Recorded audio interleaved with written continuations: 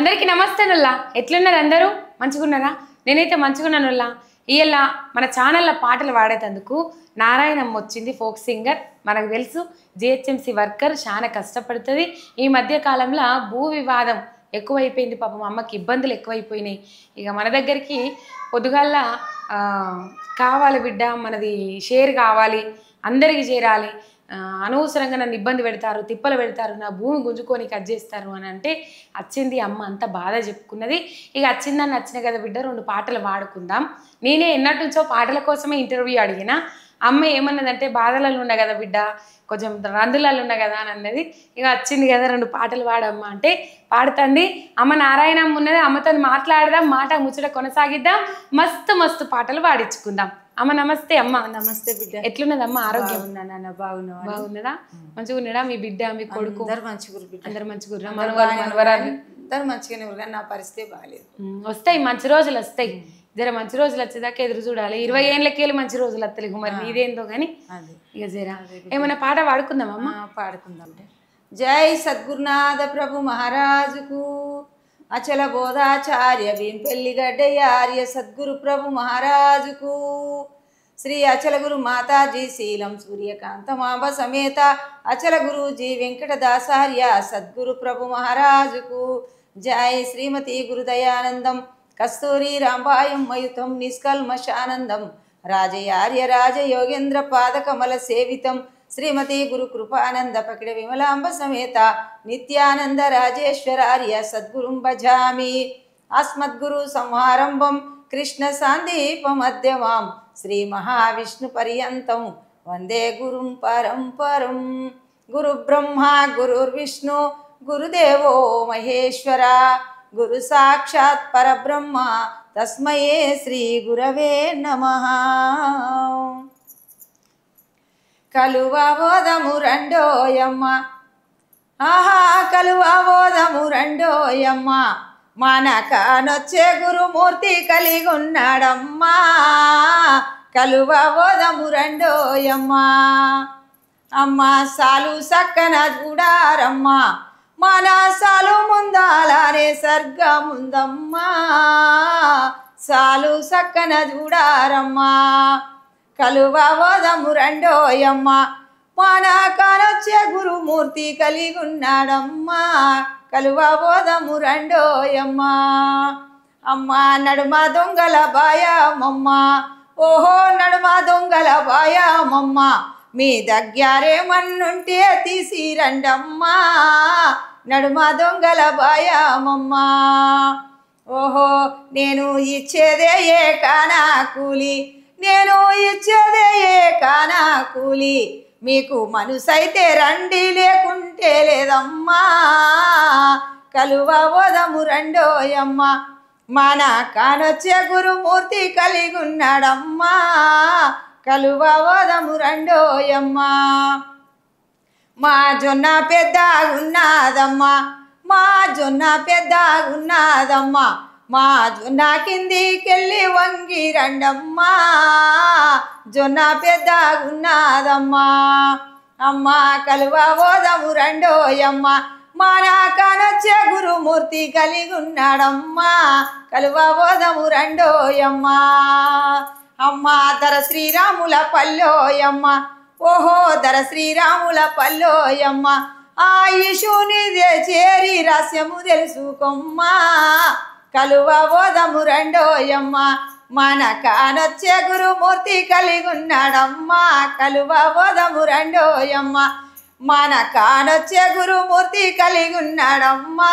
కలువబోధము రండోయమ్మ, అమ్మ కలువబోధము రండోయమ్మ. జై సద్గురునాథ ప్రభు మహారాజుకు జై. సూపర్. కలువబోధం రండోయమ్మ అంటే కలువు నారు కలవడానికి వెళ్తురు అన్నట్టు. నాటేయడం వరి నాటేయడం, వరి నాటేయడం. ఆ ముందుగల గురువులు అందరినీ తెలిసినావు కదా, వాళ్ళందరూ మీ గురువులా? నా గురువు పరంపర. పరంపర. ఎందుకు ఈ గురు భక్తిలో జాయిన్ అయినవమ్మ? అంటే జాయిన్ కూడా, లేకపోతే ఇది ఎట్లా లోపల నుంచి కలుగుతుందా, లేకపోతే ఎవరైనా వచ్చి చెప్తారా? ఏందని గురువు గారికి జాయిన్ అయ్యడం అంటే అమ్మ, ఏ దానికైనా గురువు లేని విద్య గుడ్డి విద్య. గురువు లేకుంటే ఈ జన్మ మానవ జన్మ వేస్ట్, వృధా. అంటే క్రిమికీటకాదులు, పశుపక్షాదులు, జంతుజాలము, నదులు వనాలు నానా మృగాలు విహిత కర్మములు వేద శాస్త్రములు ఎత్తినం. కానీ దేనిక ఏదైనా మాట్లాడుతుందా బిడ్డ? ఏం మాట్లాడదు. ఒక్క మానవ జన్మనే మాట్లాడుతుంది. కాబట్టి గురువే బ్రహ్మం, గురువుర్ విష్ణు, గురుదేవో మహేశ్వర, గురువే సాక్షాత్ పరబ్రహ్మ. ఈ త్రిమూర్తుల కంటే పైవాడు గురువు. అంటే గురువు కంటే అన్యమైన వస్తువు లేదు. చరాచర ప్రపంచం అంతా నిండి నిమిడి కృతమైనటువంటిది ఒక గురువాక్యం. ఎప్పటికీ ఉంది అది. ముళ్ళు గుచ్చే సూది మోపే స్థలం లేకుండా ఉంది గురువు గారిది. సూది మోపే స్థలం కూడా గురువు లేనిది లేదు. సృష్టి ఆకాశము, వాయువు, అగ్ని, జలము, పృథ్వీ, ఈ యొక్క పంచభూత ఆవరణ ఏదైతే ఉందో అదే గురువు. నీ దేహమే ప్రకృతి, ప్రకృతే నీ దేహం. ప్రకృతి లేనిది దేహం లేదు, దేహం లేనిది ప్రకృతి లేదు. అందుకు నీలో మాట్లాడే మాటనే గురువు. మనం అన్ని మాట్లాడతాయా? దాంట్లో స్వేచ్ఛ లేదు. కోటి జన్మములు ఎత్తినాక మానవ జన్మ వచ్చింది, కడసారి జన్మ. ఈ జన్మకున్న స్వేచ్ఛ దేనికి లేదు. రామ అంటాం, కృష్ణ అంటాం, రంగ అంటాం, అమ్మ అంటాం, నాయన అంటాం, ఆకలి అవుతుంది అంటాం, దూపు అవుతుంది అంటాం. జరిసేపు కరెంటు పోతే అల్లాడిపోయింది. కరెంటు వాయు కదా భరిస్తుంది. అవి అంటాయా? ఏ జంతువు అయినా అంటదా? ఏ జీవైనా? అవి తింటాయి, పంతాయి, ఉంటాయి, పుడతాయి, సస్తాయి, ఆకలి దప్పిలు అవిటుకున్నాయి, నిద్రా సంగమములు ఆటుకున్నాయి, సావు పుట్టుకలు అవిటుకున్నాయి. మనకే ఉన్నాయి, అవి అట్లకున్నాయి. ఒక్క పలుకే మానవ జన్మము గొప్పది. గొప్పదంటే ఈ యొక్క పలుకు కోసమే గొప్ప. ఇంకా దేనికి లేదు. మోక్షం కావాలి, మోక్షం కావాలని మానవుడు తప్ప ఇంకెవరు అన్నారు. ఏ జీవి కూడా అన్నారు. ఇది సత్యమా అసత్యమా? సత్యం. ఇదే దేవుడు. ఈ దేహం ఎన్నేళ్ళు అవుతుంది ఇట్లా? నేను 35 ఏళ్ళు. 35 ఏళ్ళు. చిన్నప్పటి నుంచి రామాయణం భారతం మామూలుగా. మా నాయన పంతులు, మా నాయన మంచి రాజకీయ నాయకుడు, కమ్యూనిస్ట్ పార్టీ లీడర్ మా నాయన. అటువంటి అప్పుడు శ్యామబుగ్గయ్య, గడ్డి లింగయ్య, ఇప్పుడు చాలా మంది బిడ్డ. అప్పుడు పుచ్చలపల్లి సుందరయ్య పార్టీ మా నాయనది.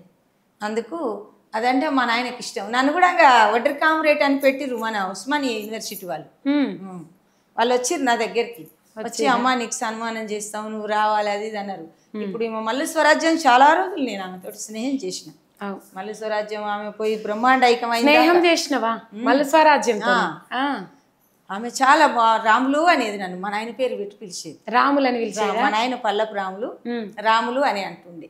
రా అంటే ఎందుకు అమ్మ అట్లా అంటే, మీ నాయన లేకనే ఉన్నావు అమ్మ నువ్వు, రాములు రాములు లేకనే ఉన్నావు రాములు అంటుండే. నీకు అన్నదమ్ములు ఉన్నారా? ఉన్నారు బిడ్డ. అంటే ఇంకా కొడుకు లేకపోతే నాయన పేరు అట్లా పెట్టి పిలుస్తారంటే అన్నదమ్ములు ఉన్నారు. ఎవరికి లేదు అట్లా. ఈ కళ ఎవరికి లేదు.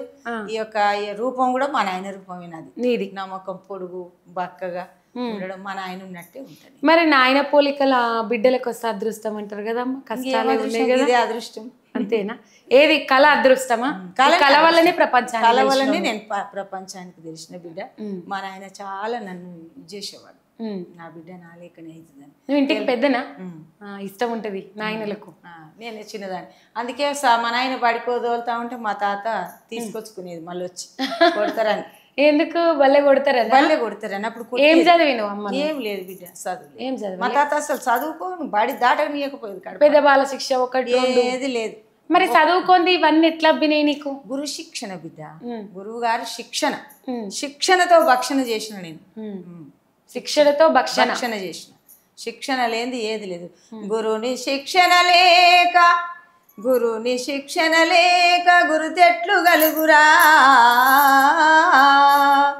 హజునికైనను వాని అబ్బకైనా తాళము చెవిలేని తలుపెట్ల ఊడురా. విశ్వదాభిరామ వినరవేమా.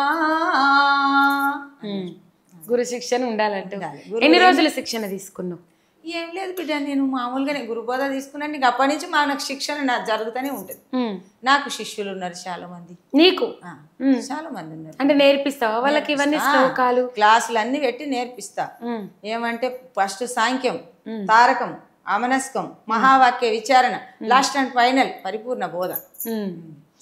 అందులో ఏం నేర్చుకుంటారు ఎక్కువ? అంటే ఈ రామాయణ మహాభారతం లాంటివి అన్ని అందులోనే.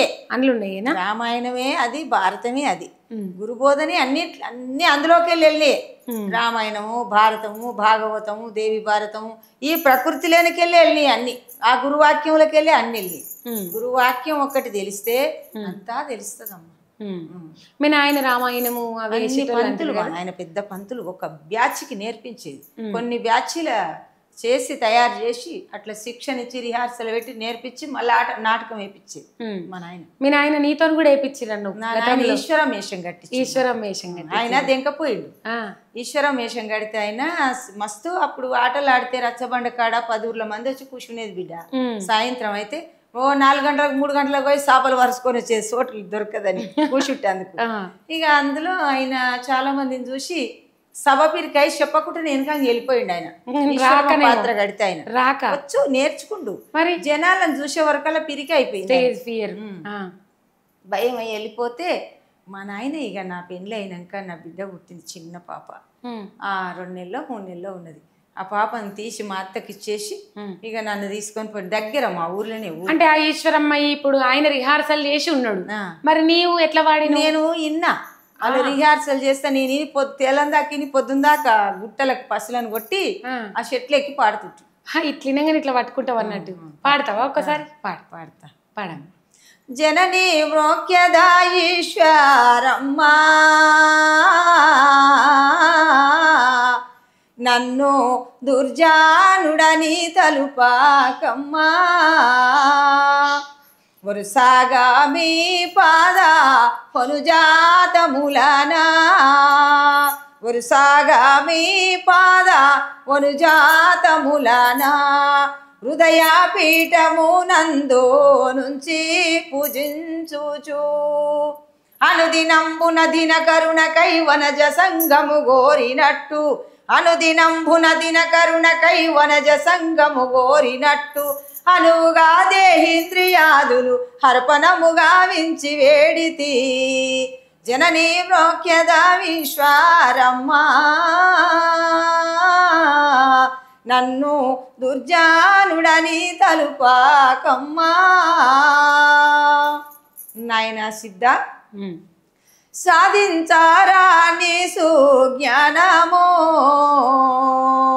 సిద్ధ సాక్షిదానంద ప్రభావమో వట్టి మాటలు ముక్తి లేదో యోగా దృష్టి చే చూడాక కాదో గట్టిగా గురుని చే పట్టి షడ్వార్గముల నెట్టికే సరిపూర్ణ దృష్టి చూచితే గాని సాధించారాని సుజ్ఞానమో సిద్ధ సాక్షిదానంద ప్రభావమో. ఇది వాడినవా అప్పుడుగా? చాలా ఉంటుంది. అప్పుడు ఏమన్నారు?